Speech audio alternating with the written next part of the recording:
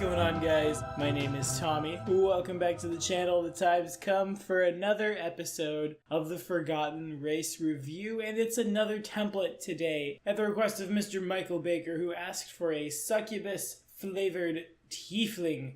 Well, that would be, in fact, the Pipborn. Already exists. Could talk about that, but let's get a little crazier. Let's open up Demons Revisited and talk about a template specifically. It's the Half-Succubus template. If you guys are liking what you're seeing, like, subscribe, ding the bell. This episode of the Forgotten Race Review was brought to you in part by Michael Baker. Thanks for your help, my friend. Michael basically has all the videos this week in requests, because he synced up real well. Proud of you, bud. Now, let's dive in. So, on planet Earth, the word succubus is derived from the late Latin succuba, or paramour. It, of course, was a demon in female form, or a supernatural entity that appears in dreams, taking the form of a woman in order to seduce men. Of course, there is a male counterpart to this as well. The one I've played in template form, the incubus, and it was thought in various religious traditions across planet Earth that repeated sexual activity with a succubus might result in the deterioration of health or mental state, even perhaps death. Shocker. In Pathfinder, the succubus is a CR7 demon with a host of various kinds of spells. Energy drain if it kissed you, neat. And the ability to buff the ability scores of the weak through a profane gift, giving the succubus the ability to cast suggestion telepathically across any distance in exchange for a +2 buff to your strength. But that's not what we're here to talk about today. We're here to talk about a template, specifically a variation on the Half-Fiend template. It's an old template that basically takes your entire character sheet and throws it on its head, that being the direct offspring of a demon and a humanoid, not just like a faint bit of mix-in that the tiefling is. So let's get right down to business, shall we? As one can imagine, the Half-Fiend, of course, is some kind of evil. It'll get you a natural armor bonus of +1, dark vision 60 feet, immunity to poison, acid, cold electricity, and fire resistance 10, as well as DR5 over magic if you have 11 or less hit dice, 10 over magic once you hit 12 or more, and spell resistance equal to 11 plus your CR, your level -1, normally. But according to our Half-Fiend stuff, our CR at hit dice 4 or less is base creature +1, or on par with our level, 5 to 10, base creature +2, 11 or more, base creature +3.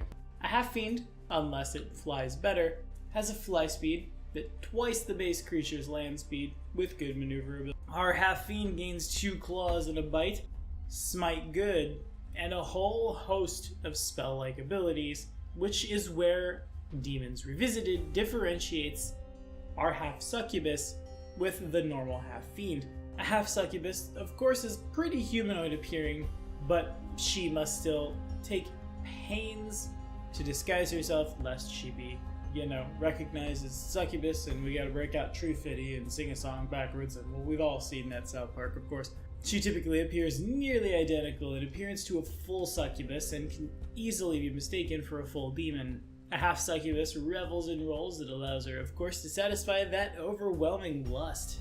Many run brothels, many work as prostitutes, but the most dangerous are those who have managed to control their base demonic impulses and work as assassins or spies. Now, in addition to those spell-like abilities, based on our hit dice, we have Darkness thrice a day at hit dice 1 and 2, replacing Desecrate with Detect Thoughts at 3 and 4, Unholy Blight at 5 and 6, Poison thrice a day at 7 and 8 is replaced with Charm Monster thrice a day, Contagion at levels 9 and 10, replaced with Dominate Person. At level 11 and 12, it's Blasphemy. At levels 13 and 14, we have Unholy Aura thrice a day, and we're replacing Unhollow with Greater Teleport. Neato. Horrid Wilting is replaced with Ethereal Jaunt at 15 to 16. Summon Monster 9 at 17 to 18. Fiends Only, our Destruction ability at 19 to 20, replaced with Dominate Monster.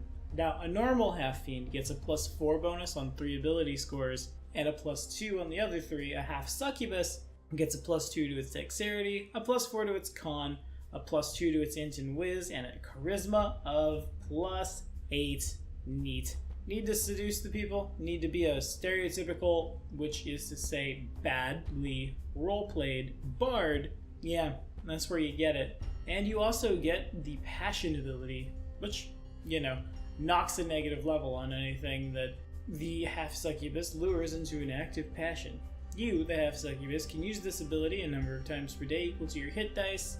The save DC to remove one of those negative levels is 10, plus your hit dice, plus your charisma. A Half-Succubus also can use change shape to assume the form of any humanoid creature of their size, as if using Alter Self once per day. Now, I have played this. It's been a while, and frankly, I didn't know the varied template existed. I was just a half-fiend, but I did play a Gestalt rogue gunslinger as the direct offspring of a poor human woman and an incubus. There wasn't a whole heck of a lot of roleplay in those games, I will admit, this being my very second character, right behind Two Moons, the character I'm playing in Kingmaker, my elf barbarian that I used to talk about so much. I don't know why Ezio, and yes, I named him after an Assassin's Creed character, does not appear as much in the games that I play and stuff, because I liked him.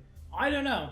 That's weird. I don't really have much of an attachment, and I'm realizing that now, but it was still a lot of fun, if nothing else, to be the demon hunter, air quotes there, Diablo 3, rolling around with 2 crossbows.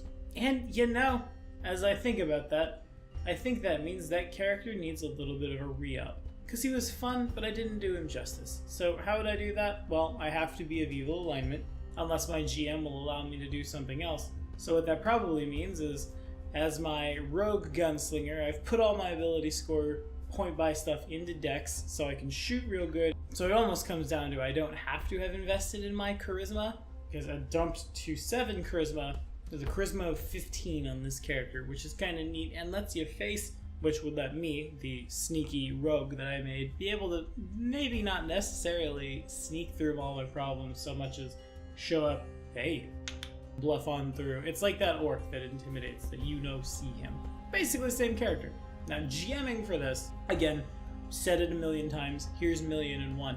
A Half-Succubus does need to veil just a little bit when, you know, things that a succubus does come up. Leastways, I believe so.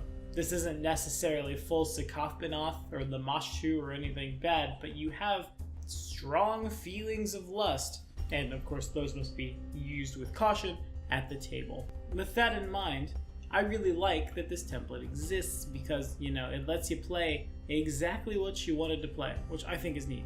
The Half-Succubus is 100% super different from the Half-Baelor or the Half-Vrak in its gross turkey-like features, which may very well mean that your Half-Succubus isn't, you know, torch and pitchforked as it walks into town. So, you know, other than those gigantic wings, you might be able to sneak in, impersonate something, and have a fun intrigue game with it, which, again, like the Half-Baelor or the Half-Glabrazu isn't pulling off. But what do you guys think about the Half-Succubus?